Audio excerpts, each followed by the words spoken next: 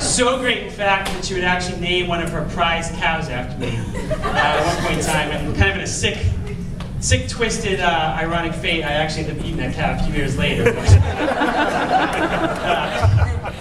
And I'd wind up being the best man at her son's wedding. So if any of you people out there are doubting right now if I'm good enough to be the best man, I think I just proved it.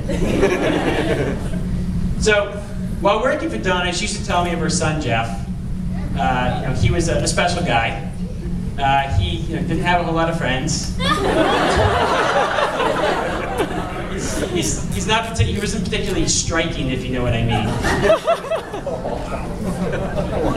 And he actually decided to use his parents' hard-earned tuition money to major in sports management. Sports management. It's about the equivalent of bringing $10,000 out to the parking lot and setting it on fire.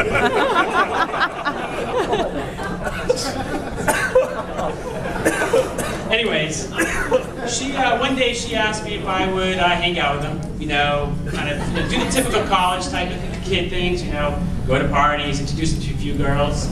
She was the boss, so I really didn't have much of a choice, so I said yes. And actually, you know what? In all honesty, I actually ended up growing pretty fond of him. So, actually so fond, in fact, I decided to kind of take him under my wing and basically train him to one day meet a normal girl. That's all I was going for. And I think we can all agree that Jeff clearly overachieved for Jill.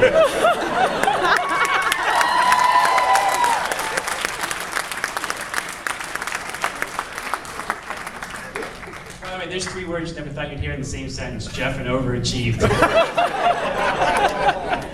Anyways, I was going to stand up here today and, tell a lot of those embarrassing stories of, when Jeff fell into the lion cage at the San Diego Zoo, or Jeff's propensity to sleepwalk naked while eating peanut butter directly out of the jar. But, I didn't want to ruin the kid's life on the most important day of his life. So I decided instead I would basically bestow a little marriage wisdom, which I've been married for 3 years now, very happily married, my wife Jenny. I thought I'd bestow a little marriage wisdom on him instead, and kind of close the chapter on that kind of student-apprentice relationship. So, number 1, I'm going to define and translate the most 3 important words you will ever hear in a marriage. Those 3 words are, I don't care. When Jill says, I don't care, that translates into, enjoy sleeping on the sofa with the dog for the next 30 days. So my advice to you is, when you hear those words from Jill, do the exact opposite of whatever you're thinking the right thing to do is, and I guarantee you'll make the right decision most of the time.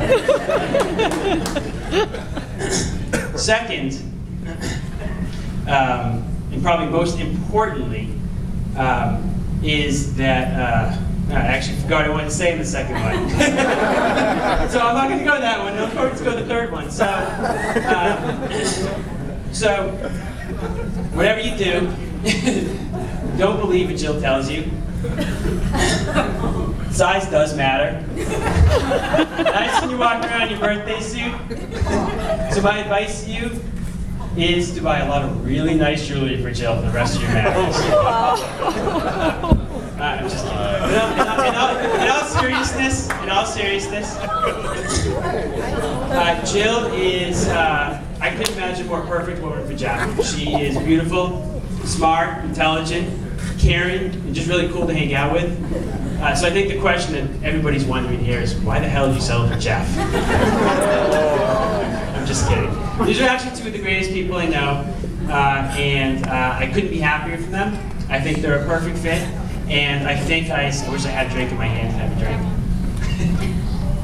And I think I speak for everyone. We wish you a long life of love and happiness. Cheers.